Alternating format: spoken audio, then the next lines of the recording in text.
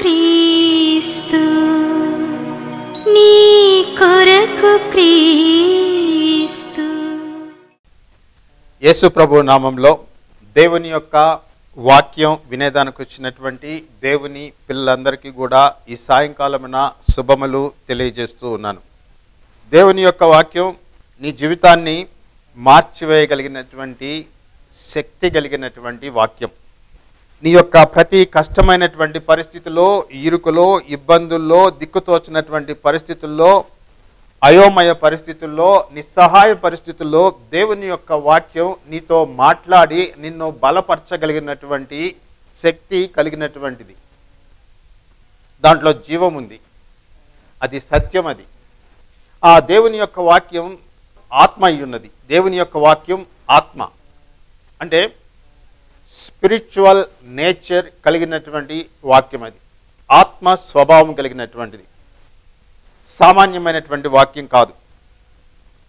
ఈ దినమున మనము ధ్యానించుకోబోయేటటువంటి ఒక అంశం ఏమిటి అంటే, దేవుడు అనేటటువంటి పదము నేను ఉపయోగించినప్పుడు దాని యొక్క అర్థం ఏంటి అంటే, సర్వ సృష్టిని సృష్టించినటువంటి సృష్టికర్త అయినటువంటి దేవుడు, ఆకాశాన్ని, భూమిని, భూమిలో ఉన్న సర్వ సంపూర్ణతను సృజించినటువంటి దేవుడు, మానవుడిని సృజించినటువంటి దేవుడు. ఆ దేవుడు ఎందుకు శరీరాన్ని ధరించి మానవుడుగా పుట్టవలసి వచ్చింది అనేటటువంటి విషయాన్ని గురించి ఈ దినమున కొద్దిసేపు దేవుని యొక్క వాక్యంలో నుంచి మనము మాట్లాడుకుంటాం. అనేక సంస్కృతుల్లో, అనేక దేశాల్లో, ప్రాచీన దేశాల్లో, ప్రాచీన సంస్కృతుల్లో, ఈ వర్తమాన సంస్కృతుల్లో, దేశాల్లో దేవుడు మానవ రూపం ధరించడము అనేటటువంటిది, దేవుడు నరావతారాన్ని ధరించడము అనేటటువంటిది కొత్త విషయం కాదు. ఐగుప్తు యొక్క ప్రాచీన సంస్కృతిలో, వాళ్ళ యొక్క పురాణాల్లో దేవుడు నరుడుగా జన్మించడం అనేటటువంటిది వాళ్ళ పురాణాల్లో కనిపించేటటువంటి విషయమే. అది చాలా కొత్త విషయం కాదు. ఐగుప్తు దేవతల్లో కొంతమంది శరీరాన్ని ధరించి ఫరో రాజులుగా పుడతారు. దే ఆర్ డివైన్ కింగ్స్, దేవుని యొక్క అంశ కలిగినటువంటి వాళ్ళు, నరరూపాన్ని ధరించారు. ప్రాచీన గ్రీకు సంస్కృతిలో, వారి యొక్క పురాణాల్లో దేవుళ్ళు, దేవతలు నరరూపాన్ని ధరించడము అనేటటువంటిది, నరులుగా బ్రతకడం అనేటటువంటిది, నరులతో సహవాసము, సాంగత్యం చేయడం అనేటటువంటిది, వారితో పోరాడడం అనేటటువంటిది వారి దగ్గర కూడా ఉంది.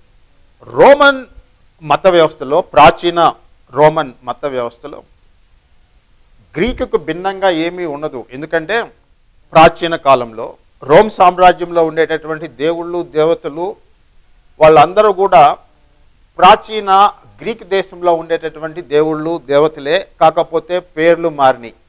వాళ్ళకు కూడా దీని గురించినటువంటి దేవుడు నరరూపంగా, నరుడుగా రావడం, నరాతాన్ని ధరించడం అనేటటువంటిది కొత్త విషయం ఏమీ కాదండి. అనేక సంస్కృతుల్లో ఉంది అది. ఈ దినమున బైబిల్లో ఉండేటటువంటి దేవుడు, ఆది కాండంలో ఆయన సర్వ సృష్టిని సృజించినటువంటి దేవుడు, మానవుని సృజించినటువంటి దేవుడు అని చెప్పి రాయబడింది. ఈ ఆత్మ స్వరూపి అయినటువంటి దేవుడు, శరీరము లేనటువంటి దేవుడు, రక్త మాంసములు లేనటువంటి దేవుడు, మానవులకు ఉండేటటువంటి భౌతికమైనటువంటి పరిమితులు లేనటువంటి సర్వశక్తి కలిగినటువంటి దేవుడు, ఆయన కూడా శరీరాన్ని ధరించి ఈ లోకంలోనికి వచ్చాడు అని చెప్పి బైబిల్లో రాయబడింది. ఈ సృష్టికర్త అయినటువంటి దేవుడు ఈ మానవ లోకంలోనికి ఏ విధంగా ప్రవేశిస్తాడు, ఎట్లా ప్రవేశిస్తాడు, ఎక్కడ పుడతాడు, ఏ విధంగా జీవిస్తాడు, ఆయన చేయబోయేటటువంటి కార్యం ఏమిటి అనేటటువంటి విషయాల గురించి ఆయన పుట్టక ముందే కొన్ని వందల సంవత్సరాల క్రితం పాత నిబంధన గ్రంథంలో వాటిని గురించి ప్రవచింపబడింది. ప్రవచింపబడ్డము అంటే భవిష్యత్తులో జరగబోయేటటువంటి ఒక సంఘటనని, విషయాలని ముందుగా తెలియజేయడం ప్రొఫెసీ అంటాం. నరుడుగా జన్మించినటువంటి దేవుడు ఏ ప్రదేశంలో పుడతాడు, ఆయన చెయ్యబోయేటటువంటి కార్యం ఏంటి, దేనికోసం ఆయన పుడతాడు, ఉద్దేశం ఏంటి అనేటటువంటివి పాత నిబంధన గ్రంథంలో ముందుగానే రాయబడింది. ఆ ముందుగా రాయబడినటువంటి విషయాలు అంటే ప్రవచనాలు అక్షరార్థం క్రొత్త నిబంధన గ్రంథంలో నెరవేరడం అనేటటువంటిది చూస్తాం. ఆ సృష్టికర్త అయినటువంటి దేవుడు శరీరాన్ని ధరించి యేసు ప్రభు అనే నామంతో ఆయన ఈ లోకంలో మనుష్యుల మధ్య శరీరాన్ని ధరించి ఆయన జీవించాడు.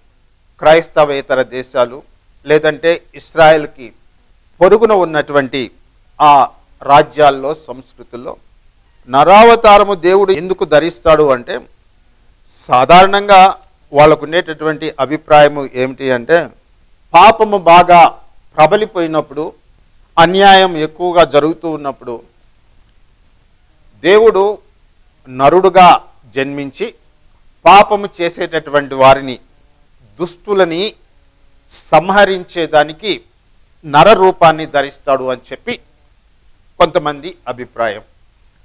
వాళ్ళ పురాణాల్లో ఆయన నర రూపాన్ని ధరించేదానికి అది ఒక్క కారణం మాత్రమే కాదు. దుష్టుల్ని శిక్షించి పాపము చేసేటటువంటి వాళ్ళని శిక్షించడం అనేటటువంటిది ఈ దేవుళ్ళు, దేవతలు నర రూపాన్ని ధరించడంలో వాళ్ళ యొక్క ఒక ముఖ్యమైనటువంటి ఉద్దేశం. దుష్టుల్ని, పాపం చేసేటటువంటి వాళ్ళని శిక్షించాల. ఇంకొక కారణం ఏమిటి అంటే అండి, నీతిమంతుల్ని రక్షించేదానికి, కాపాడేదానికి దేవుడు నరావతారాన్ని ధరిస్తాడు.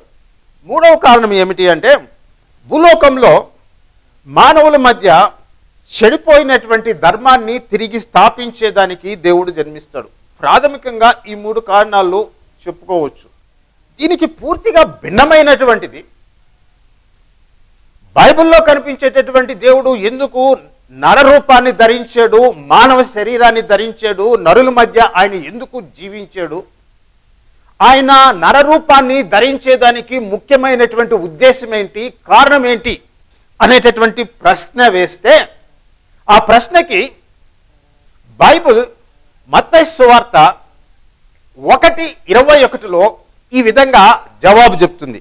అది ఏమిటి అంటే అండి, ఆమె ఒక కుమారుని కనును, తన ప్రజలను వారి పాపముల నుండి ఆయనే రక్షించును గనుక ఆయనకు యేసు అను పేరు పెట్టుదు అనెను. యేసు అను శబ్దమునకు రక్షకుడు అని అర్థం. అది ఒక కారణం. రెండవ కారణం కూడా బైబిల్ చెప్తుంది. ఎందుకు సృష్టికర్త శరీరాన్ని ధరించి మానవలోకంలోనికి ప్రవేశించి ఆయన మానవుడిగా జీవించాడు, ఏ ఉద్దేశంతో ఆయన ఈ మానవ లోకంలోనికి అడుగు పెట్టాడు, ఏమి సాధించాలనుకున్నాడు అనేటటువంటి దానికి బైబిల్ గ్రంథంలో ఇంకొక దగ్గర ఈ విధంగా రాయబడింది. హెబ్రీయులకు రాసినటువంటి పత్రిక 2వ అధ్యాయము 14వ వచనం నుంచి కొన్ని వచనాలు నేను చదువుతాను.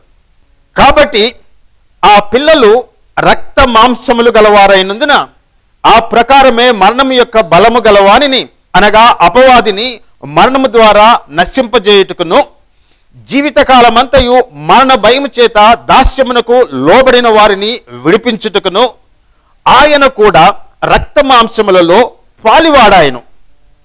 ఏలయనగా ఆయన ఎంత మాత్రమును దేవదూతల స్వభావమును ధరించుకొనక అబ్రహాం సంతాన స్వభావమును ధరించుకుని ఉన్నాడు. కావున ప్రజల పాపములకు పరిహారము కలుగుటకై దేవుని సంబంధమైన కార్యముల్లో కనికరమును నమ్మకము గల ప్రధాన యాజకుడకు నిమిత్తము అన్ని విషయముల్లో తన సహోదరుల వంటి వాడు కావలసి వచ్చును. ఈ హెబ్రీయులకు రాసినటువంటి పత్రిక 2వ అధ్యాయంలో ఎందుకు సృష్టికర్త అయినటువంటి దేవుడు మానవ శరీరాన్ని ధరించాడు, కారణము ఏమిటి అంటే అండి, మరణ భయము నుంచి విడిపించుటకు, సాతానుని ఆయన ఓడించుటకు, కింద పాపమునకు పరిహారం చేయుటకు 3 అంశాలు కనిపిస్తాయి. మరణ భయం నుంచి విడిపించుటకు, అపవాదిని మరణం ద్వారా నశింపజేయుటకు, జీవితకాలమంతయు మరణ భయం చేత దాస్యమునకు లోబడిన వారిని విడిపించుటకు ఆయన కూడా రక్త మాంసములలో పాలివాడాయను. ఎందుకు దేవుడు శరీరాన్ని ధరించాడు? ఎందుకు దేవుడు నరరూపాన్ని ధరించాడు అంటే, ఈ రక్త మాంసములతో ఉండేటటువంటి ఈ మానవులు, వారిలో ఉండేటటువంటి పాపము, దానివల్ల కలిగేటటువంటి ఫలితం నుంచి విడిపించేదానికి. రెండోది ఏమిటి అంటే, పాపం వలన వచ్చేటటువంటి జీతము మరణము, ఆ మరణము అనేటటువంటి దాని నుంచి వారిని విడిపించి, ఆ మరణ భయం నుంచి వారిని బయటికి తీసుకుని వచ్చేదానికి ఆయన రక్త మాంసములలో పాలివాడాయను. నీలాగా నాలాగా దేవుడు శరీరాన్ని ధరించి ఈ లోకంలోనికి ఒకానొక సమయంలో ఆయన అడుగు పెట్టాడు. In time and space God entered in to this world. ఒక సమయంలో, కాలంలో ఆయన ప్రవేశించాడు. అంటే కాలము అనగానే దాని అర్థం ఏమిటి అంటే చరిత్ర అని చెప్పి మనము చెప్పుకోవచ్చు. మానవుని యొక్క చరిత్రలో ఒకానొక సమయంలో ఆయన ప్రవేశించాడు. సో మనము కొన్ని కారణాలు చెప్పుకున్నాం.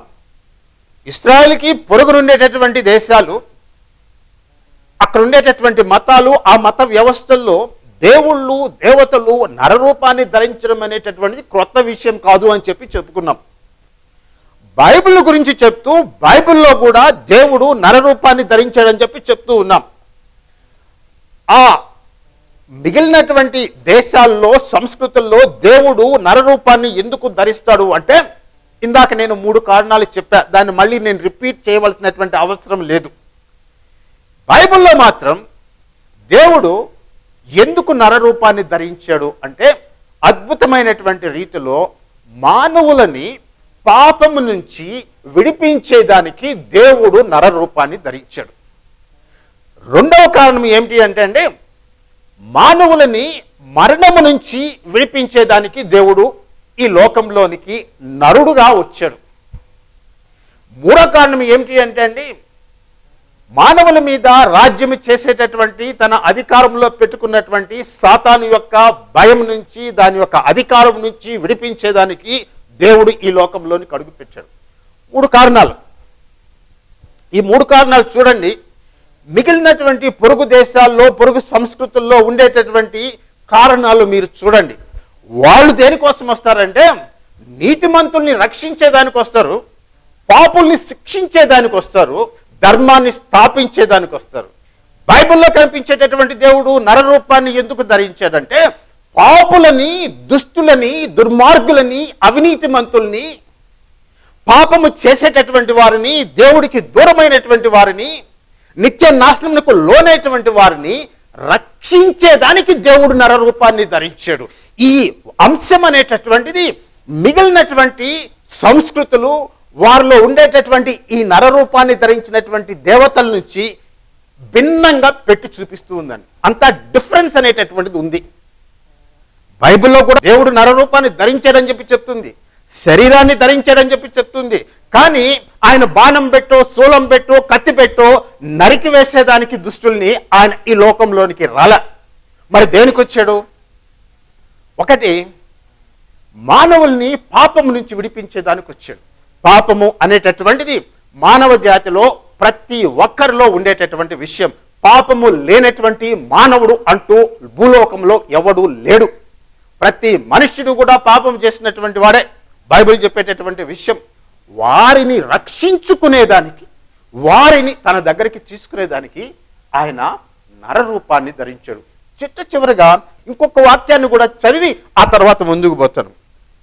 తిమోతికి రాసినటువంటి 2వ పత్రిక 1వ అధ్యాయము 9లో ఏమని చెప్పి రాయబడిందంటే, మన క్రియలను బట్టి కాక తన స్వకీయ సంకల్పమును బట్టి అనాది కాలముననే క్రీస్తు యేసునందు మనకు అనుగ్రహింపబడినదియు, క్రీస్తు యేసును మన రక్షకుని ప్రత్యక్షత వలన బయల్పరచబడినదియు అయిన తన కృపని బట్టి మనల్ని రక్షించి పరిశుద్ధమైన పిలుపుతో ఆయన మనల్ని పిలిచెను.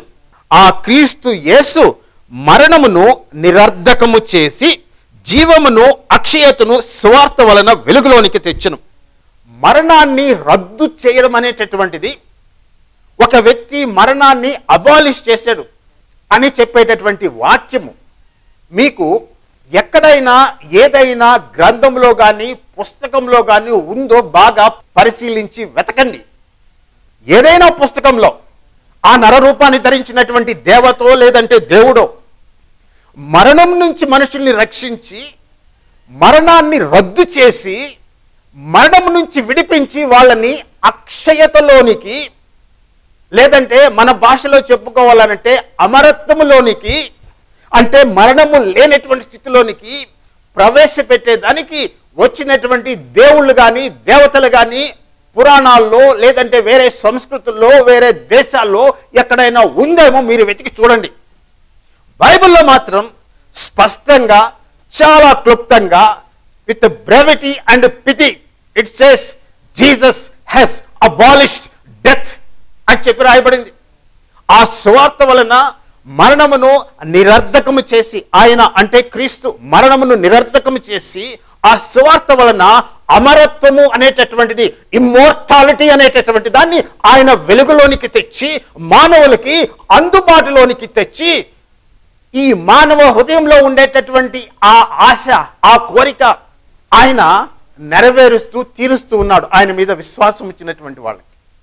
మానవ హృదయంలో అంతరంగంలో భాషలో చెప్పలేనటువంటి మాటల్లో వివరించలేనటువంటి ఒక ప్రగాఢమైనటువంటి కోరిక ఒక వాంఛ ఒక కాంక్ష అనేటటువంటిది ఉంటుంది మానవ హృదయంలో. అది ఏమిటి అంటే ఎలాగైనా సరే మరణం నుంచి తప్పించుకోవాలి, మరణించకూడదు అనేటటువంటి భావం అనేటటువంటిది ఒకటి ఉంటుంది, జీవించాలనేటటువంటిది కోరిక ఒకటి ఉంటుంది. అది మనము భాషలో చెప్పలేనప్పుడు మనము వివరించలేనప్పుడు మన హృదయంలో ఉండేటటువంటి ఆ వాంఛని దేవుడు ఎరిగి ఉండి ఆయన తెలుసుకుని మన యొక్క ఆ డిజైర్ని ఆయన క్రీస్తులో తీరుస్తూ ఉన్నాడు. ఇప్పుడు కొంతవరకు మీకు అర్థమై ఉండొచ్చు ఏంటి అంటే మిగిలినటువంటి సంస్కృతుల్లో దేశాల్లో దేవుళ్ళు దేవతలు నరరూపాన్ని ధరించారు, భూలోకంలోనికి వచ్చారు, వారు కొన్ని కార్యాలు చేశారు, కొన్ని క్రియలు చేశారు. వాటితో పోల్చుకుంటే బైబిల్లో కనిపించేటటువంటి ఈ దేవుని యొక్క నరావతారం అనేటటువంటిది మానవ శరీరాన్ని ధరించడం అనేటటువంటిది దాని యొక్క ఉద్దేశము చాలా చాలా భిన్నమైనటువంటిది. ఆకాశానికి భూమికి ఎంత అంతరం ఉందో అంతే అంతరము వారి యొక్క నరావతారానికి బైబిల్లో కనిపించేటటువంటి దేవుని యొక్క నరావతారానికి ఉంది. ఇక్కడ దేవుడు మనుషుల్ని దుష్టుల్ని రక్షించేదానికి వచ్చినటువంటి వ్యక్తి. శిష్టుల్ని రక్షించడా బైబిల్లో కనిపించేటటువంటి దేవుడు ఆయన వాళ్ళని రక్షించడా? ఆ ప్రశ్న కరెక్ట్ ప్రశ్నే, కానీ దానికి ఆన్సర్ ఏమిటి అంటే ఆయన నీతిమంతుల్ని రక్షించాలి కాపాడాలి అని ఆయన పూనుకుంటే భూమి మీద నీతిమంతుడు ఒక్కడునూ లేడు. ప్రతి ఒక్కడు పాపము చేసి దేవుడు అనుగ్రహించేటటువంటి మహిమను పొందలేకపోతూ ఉన్నాడని చెప్పి బైబిల్ చెప్తుంది. అంటే రియాలిటీని స్టడీ చేయడంలో మిగిలినటువంటి సంస్కృతులు మిగిలినటువంటి దేశాల్లో ఉండేటటువంటి ప్రజలు పురాణాలు ముఖ్యమైన విషయాన్ని అర్థం చేసుకోవడంలో కొంత కొరత కొంత వెలితి కనిపిస్తుంది. అది ఏమిటి అంటే మానవుల్లో కొంతమంది మంచి వాళ్ళు ఉంటారని ఆ సంస్కృతుల్లో ఉండేటటువంటి ప్రజల యొక్క అజంప్షన్. వాళ్ళు అనుకుంటారు అట్లా నీతిమంతులు ఉంటారు, మంచి వాళ్ళు ఉంటారు, వాళ్ళని దేవుడు రక్షిస్తాడని. బైబిల్ చెప్పేటటువంటిది ఏమిటి అంటే ఏ భేదమును లేదు. ప్రతి ఒక్కరూ పాపము చేసి దేవుడు అనుగ్రహించేటటువంటి మహిమను అంటే ఆయన ప్రమాణాల్ని అందుకోలేనటువంటి పాపంలో దుస్థితిలో పడిపోయి ఉన్నారు. బైబిల్ రియాలిటీని ఆ విధంగా చూస్తుంది, మానవుడిని ఆ విధంగా చూస్తుంది. మిగిలినటువంటి సంస్కృతుల్లో మిగిలినటువంటి దేశాల్లో వాళ్ళు ఏమనుకుంటారంటే మానవుడు మంచివాడే, మానవుల్లో నీతిమంతులు ఉంటారు, మంచి వాళ్ళు ఉంటారు, దుష్టులు శిక్షింపబడాలా, నీతిమంతులు రక్షింపబడాలా. దట్ ఈస్ అంటే చాలా సింప్లిస్టిక్ ఐడియా. అది మానవుని గురించినటువంటి తప్పు అభిప్రాయం. బైబిల్లో మానవుని యొక్క స్థితి ఏమిటి అనేటువంటిది బైబిల్ స్పష్టంగా చెప్తుంది. అదేవిధంగా దేవుని గురించినటువంటి అభిప్రాయం కూడా బైబిల్లో చాలా భిన్నంగా ఉంటుంది మిగిలినటువంటి దేవుళ్ళ కంటే దేవతలు.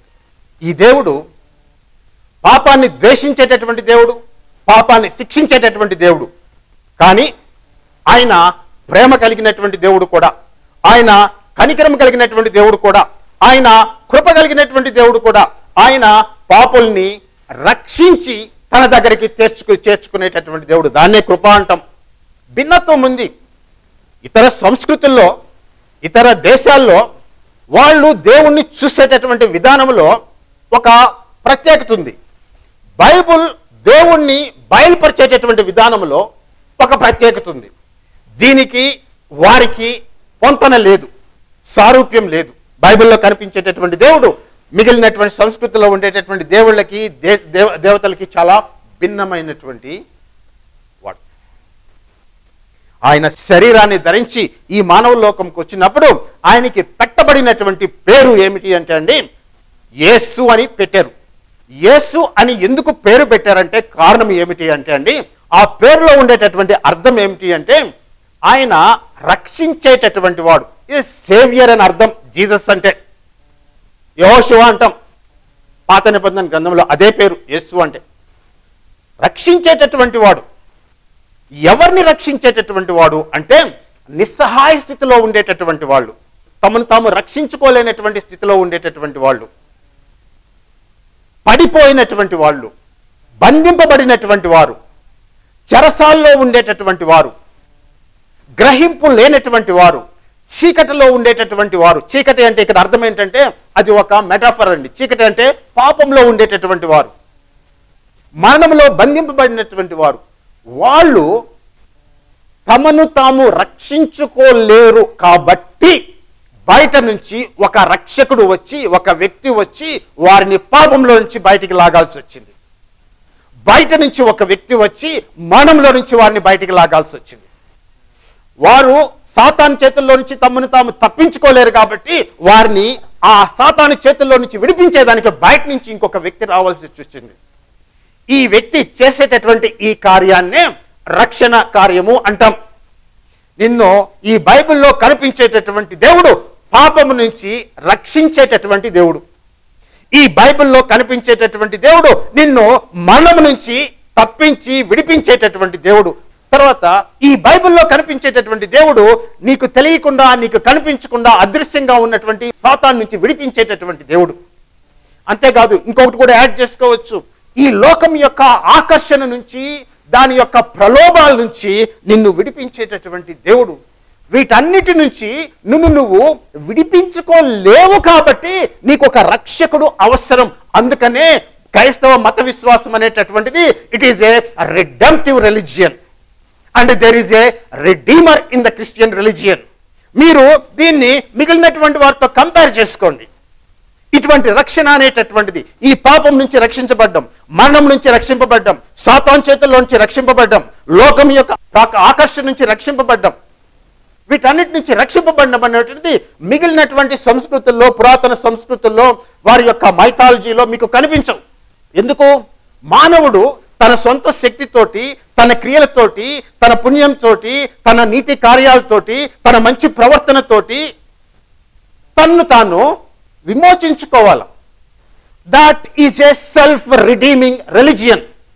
మానవుడు తన్ను తాను పాపం నుంచి విడిపించుకోవడం అంటే, మానవుడు తన్ను తాను మరణం నుంచి విడిపించుకోవడం అంటే, మానవుడు తన్ను తాను సాతాను చేతుల్లో నుంచి విడిపించుకోవడం అంటే, మానవుడు తన్ను తాను లోకం యొక్క ఆకర్షణ నుంచి, ప్రభావం నుంచి విడిపించుకోవడం అంటే, ఈ మానవుడికి తనకి విడిపించుకునేటటువంటి శక్తి ఉంది అనేటటువంటి అజంప్షన్ అనేటువంటిది అక్కడ ఉంది. అంటే man becomes his own redeemer. మానవుడు తను తాను రక్షించుకునేటటువంటి శక్తి కలిగినటువంటి వాడు. వీనికి అవసరం లే రక్షకుడు. కానీ బైబిల్లో కనిపించేటటువంటి దేవుడు, బైబిల్ ప్రకటించేటటువంటి విషయం ఏమిటి అంటే మానవునికి ఆ శక్తి లేదు. పాపము నుంచి విడిపించుకునేటటువంటి శక్తి మానవుడి దగ్గర లేదు. అందుకే రక్షకుడు అవసరమయ్యాడు. మరణం నుంచి విడిపించుకునేటటువంటి శక్తి మానవుడికి లేదు. అందుకే రక్షకుడు రావాల్సి వచ్చింది. సాతాను చేతుల్లో నుంచి నువ్వు విడిపించుకునేటటువంటి శక్తి, సామర్థ్యం నీ దగ్గర లేవు. అందుకనే రక్షకుడు రావాల్సి వచ్చింది. అందుకనే ఆయన పేరు యేసు అన్నారు. కొంతమంది నాకు డేట్ల గురించి వాటన్నిటి గురించి తెలియదండి, దాని గురించి నేను మాట్లాడదలుచుకోలేదు. ఆయన జన్మించాడు, ఒక స్థలంలో ఆయన జీవించాడు, ఆయన అనేకమైనటువంటి క్రియలు చేశాడు. ఆయన చేసినటువంటి క్రియలను గ్రంథస్థం చేయబడ్డాయి, రాయబడ్డాయి. ఆయన తిరిగినటువంటి ప్రదేశాలు, చారిత్రక ప్రదేశాలు, ఆర్కియాలజీలో, హిస్టరీలో వాటన్నిటినీ వాళ్ళు కన్ఫర్మ్ చేశారు. అన్నిటికంటే ముఖ్యంగా ఈయన రాకముందు ఈయన పుడతాడని చెప్పి ఆయన గురించినటువంటి ప్రవచనాలన్నీ కూడా నెరవేర్చబడ్డాయి. ఈ యేసు ప్రభు పుట్టినటువంటి దినము కొంతమంది క్రైస్తవులు సెలబ్రేట్ చేసుకుంటారు. ఆయన పుట్టినప్పుడు దేవదూతలు వచ్చారు, లోకంలో మహా సంతోషకరమైనటువంటి సువార్త అన్నారు, ఆయనకి ఇష్టలైనటువంటి జనులకి సమాధానం అని చెప్పారు. ఈ విధంగా జరిగింది. కారణం నేను చెప్తూ ఉన్నా. ఈ కారణాన్ని నేను ఎందుకు చెప్తూ ఉన్నానంటే, కారణం ఏమిటి అంటే అండి, సమకాలీన సంస్కృతిలో చాలామంది ఈ క్రిస్మస్ సందర్భం వచ్చినప్పుడు అది ఒక పర్వదినమని, అది ఒక పండుగని కొంతమంది మాట్లాడేటప్పుడు పెద్ద పెద్ద గనులైనటువంటి వ్యక్తులు, ఏమండి, ఇన్ఫ్లుయెన్షియల్ పీపుల్, పవర్ఫుల్ పీపుల్, వాళ్ళు ఎవరైనా కావచ్చు, మంత్రులు కావచ్చు, ముఖ్యమంత్రులు కావచ్చు, నాయకులు ఎవరైనా కావచ్చు, వాళ్ళంతా మాట్లాడేటప్పుడు కొన్ని మాటలు చెప్తారు. యేసు ప్రభు యొక్క బోధలు మానవాళికి అందరికీ అనుసరణీయము, ఆయన గొప్ప బోధకుడు, మంచి నీతిని ప్రబోధించినటువంటి గొప్ప వ్యక్తి, గ్రేట్ స్పిరిచువల్ టీచర్, ఆయన బోధలు మనం అనుసరించాలి అంటే వీళ్ళ ఉద్దేశంలో బహుశా కొండ మీద ప్రసంగం వీళ్ళ మైండ్లో ఉందేమో, చదివేరో లేదో మనకైతే తెలీదు. ఆయన బోధలు అనుసరణీయమని చెప్పి ఇంకా పత్రికల్లో, తర్వాత వచ్చి టీవీల్లో ఇట్లా ఈ నాయకులంతా చెప్తూ ఉంటారు. చాలామంది ఆ విధంగా అనుకుంటారు. ఒక విషయం మీతో చెప్పదలుచుకున్నా, అదేమిటి అంటే, యేసు ప్రభు వచ్చింది, శరీరాన్ని ధరించింది, ఈ లోకంలో ఆయన జీవించింది. ఆయన వచ్చినటువంటి ప్రధానమైనటువంటి కారణము ఏమిటి అంటే, నీకు ఇంకా అదనంగా కొన్ని నీతి సూత్రాలు, ఎథికల్ టీచింగ్స్ నీకు యాడ్ చేసి ఆ నీతి సూత్రాలు నిన్ను విమోచిస్తాయి అని చెప్పేదానికి యేసు ప్రభు రాలే. యేసు ప్రభు వచ్చినటువంటి ఉద్దేశము ఏమిటి అంటే, ఆయన తన్ను తాను పాప పరిహారార్థ బలిగా మానవాళి కోసం సమర్పించుకొని ఆయన మీద విశ్వాసం ఉంచేటటువంటి వాళ్ళకి నిత్య జీవము అనుగ్రహించేదానికి ఆయన వచ్చాడు. అది ముఖ్యమైనటువంటి విషయం, అది ప్రధానమైనటువంటి విషయం, అది అత్యంత ప్రాముఖ్యమైనటువంటి విషయం. ఆయన బోధలు అనుసరణీయము.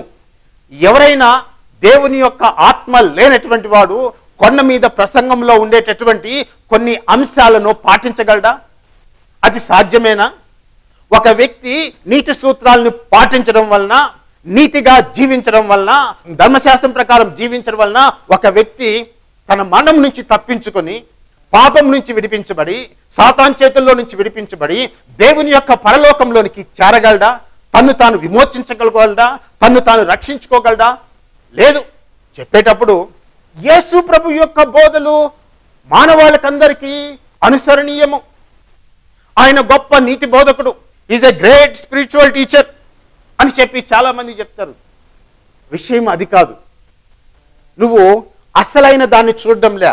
నువ్వు చూడవలసినటువంటిది ఏమిటి అంటే, యేసు నీ పాపం నుంచి నిన్ను విమోచించేదానికి తన శరీరాన్ని పాప పరిహారార్థ బలిగా ఆయన సమర్పించుకునేదానికి, నిన్ను మరణం నుంచి విడిపించేదానికి, నిన్ను సమాధి నుంచి విడిపించేదానికి, నిన్ను సాతాన్ చేతుల్లో నుంచి విడిపించేదానికి, నిన్ను లోకం యొక్క ఆకర్షణ నుంచి విడిపించేదానికి, నీకు పరలోకంలో చోటిచ్చేదానికి ఆయన తన్ను తాను పాప పరిహారార్థ బలిగా సమర్పించుకున్నాడు.